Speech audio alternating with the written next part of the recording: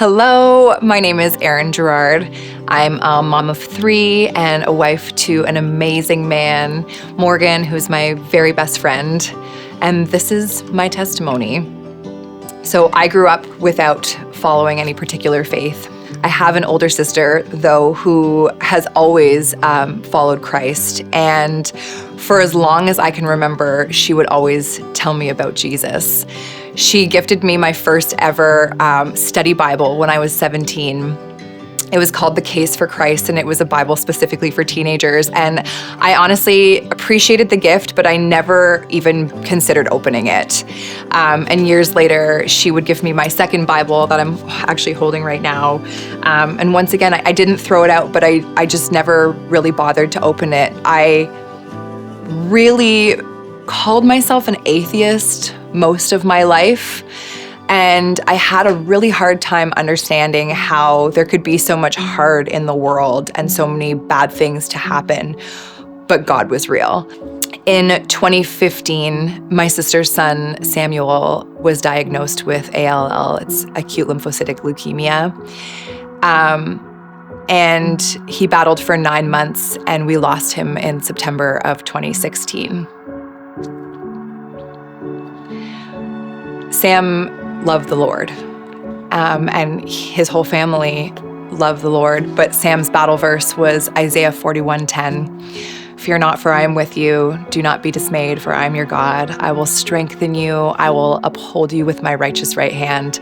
And I would remember we had these Isaiah 41:10 bracelets, and I would wear this bracelet fully hoping that Sam would make it and be okay.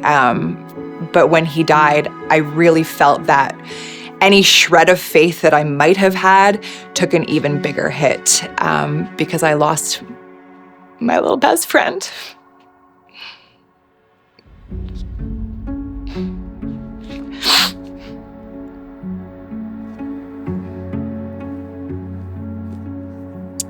I watched how that experience brought my sister and her family even closer to God.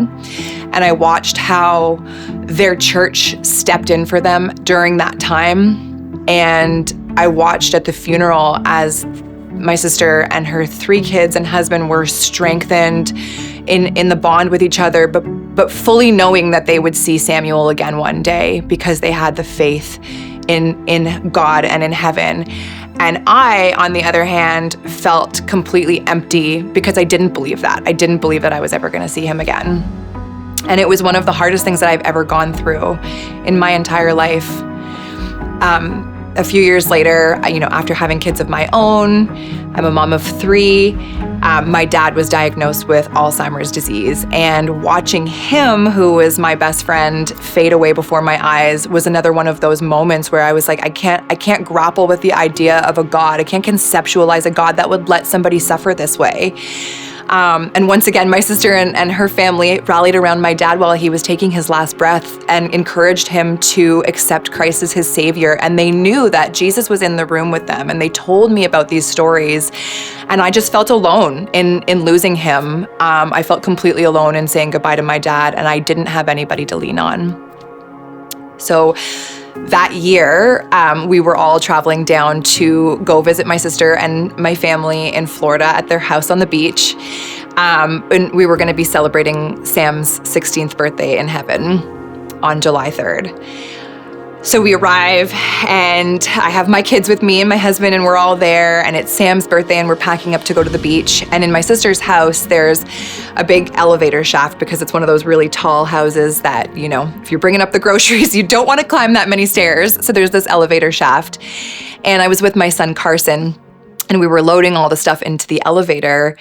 And I opened the door, and I heard this blood-curdling scream. And I looked down, and Carson had his fingers in the elevator door, and when I opened it, it cut his finger off. And there's blood everywhere. I'm screaming. My husband runs in. We don't know what to do, so we just threw him in the car, and off we go to the nearest hospital in this tiny little beach town. We arrive at the hospital, and it was the 4th of July weekend, of course, so it's completely deserted. Nobody's in there. Thank God. And we get into the operating room, and there's a whole team of people, and they explain to us, because Carson was awake and so hysterical, they were not going to be able to get an IV port into him to put him to sleep. So they needed to inject him with a shot of ketamine. And this can be really dangerous and have a lot of really bad repercussions, because if he has a bad reaction to it, they don't have an IV line in him. And so the doctor asked for our consent, and we gave it, and he explained what was going to happen, and that essentially our child would just go limp in front of us. And so they shot him with it. And everything that they explained was going to happen happened. Carson dropped in my arms and went limp, and he was only 3. And I didn't know what to do. And I felt very out of control.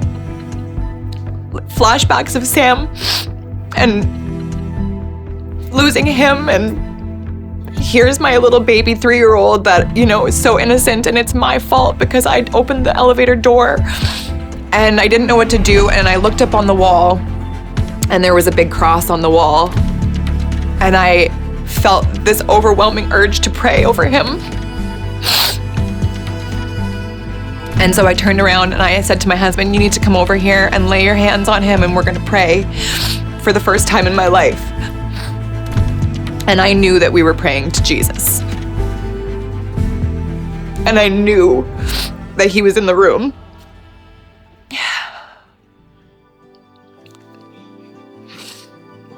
They repaired Carson's finger perfectly. And, the doctor looked at us and said, one day he's going to have no idea what finger this even happened on. He said, you guys will never forget, but Carson's never going to remember this. And they actually sent us home that same day. And so back to the beach house we go. And my normal instincts up until that point, when anything hard happened, was to reach for a glass of wine. I always really coped with wine because I had no other way to cope in my life. But this day, I didn't want to do that. I instead sat with my family and I asked them about Jesus. And I said, when you guys lost Sam, you had God to get you through it. And I've never had anything like that in my life. And when all of these hard times happen, I just feel alone. But I said, I don't know how to change everything about my life to be a Christian. And my brother-in-law said something that I will never forget. He said, that's not what God wants you to do. He said, all you have to do is ask God to reveal himself to you and start to read the Bible. And I thought, well, that's not scary. I can do that. And so we had this really incredible, uplifting conversation. And after we were done, I was I just felt totally wiped. I said, I need to go and just have some time by myself. Carson was asleep. Morgan was in the house with the other kids. So I walked out onto the beach alone. And it was the most perfect day you've ever seen in your entire life. The bluest sky, the calmest breeze. There was no waves. The sun was so bright and so hot and so warm. And I walked out into the ocean about waist deep, and I just looked at my surroundings, and it was like all the noise in the world just shut off for a second. And I said, okay, God, reveal yourself to me. And it was within seconds, I looked down and all of these little tiny fish were swimming around my feet. And I brushed it off because I was always just such a non-believer. I was like, haha, that would be funny if that was my sign, right? And I said, it's gonna have to be something a lot bigger than that. And within a few seconds, there was this bigger fish that was bumping into my leg. And I was like, oh, I'm like, that's really creepy, I don't like this. So I kind of walked in, away from it. And I laid back onto my back and I was looking up at the sky, and I said, honestly, at this phase in my life, I feel like it would have to be a dolphin or something. And I stood up and 2 dolphins swam directly in front of me. Since telling that story, a lot of people say oh, the dolphins were your dad and Sam. And I think that is a really nice idea, but I now know God was I'm not just going to show you 1 dolphin, I'm going to show you 2. Because that's how perfect he is. And I needed something that big to make me believe. And there it was right before my eyes. And I saw these dolphins, and they were close enough for me to touch. And I followed them as they slowly and majestically swam down the beach. I followed them for about 100 meters, and the whole entire time I walked with those dolphins, the fish at my feet stayed with me. And then they were gone. And then the noise all of a sudden came back, and I stood there completely frozen, knowing that I had just met the Lord, knowing that that was God. There was not a shred of doubt left in my heart or my mind. I knew. And I ran back, and my sister was on the beach, and I was like, this is what just happened. And she was like, I'm not surprised. Like, she knew.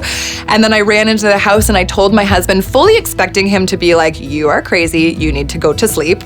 And he was like, Erin, you just met God? And I was like, I did. And a few weeks later, we were coming home. We were in the car talking about it all. And I said to him, you know, I'm not going to be able to ignore what just happened, right? And he said, anything you want to do, we're going to do it together. So we came home from Florida that July, and we started attending the Life Center right away. And everything's changed. It was my first heart conference right after that. We were in a moment of prayer, and I remember I had this incredible vision that I will never, ever, ever forget, where my whole entire life played out for me like a reel, like an old-fashioned movie on a reel. And it flashed all of the hard things that I had gone through from the time that I can remember, my parents divorcing, you know, breakups that took me out, losing Sam, losing my dad, moments where I felt completely alone. And in every single clip of my life, Jesus was behind me.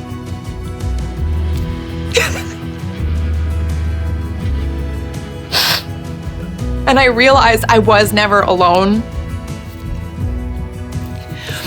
And I often reflect on the kindness of the God we serve, because how incredible that after half a lifetime of rejecting him, the moment that I needed him and I asked for him, he showed up.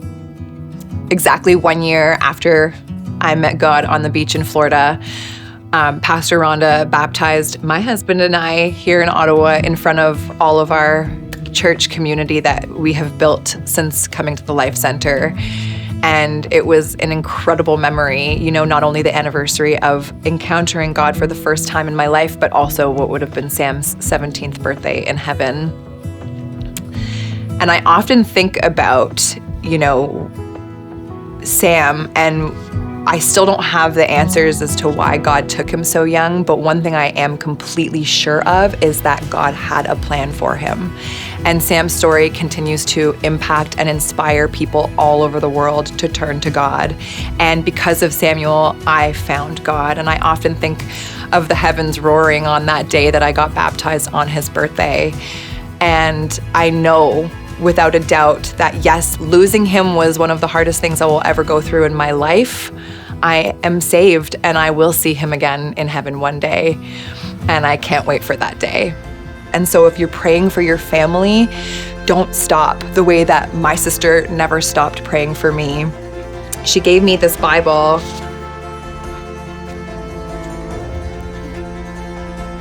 In February of 2012, so 10 years before I ever found the Lord.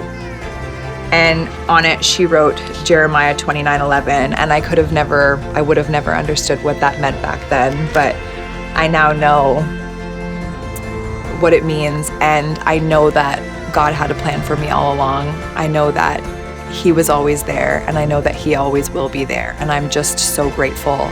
I'm so grateful to my family for always praying for me to get here today. And that's my story.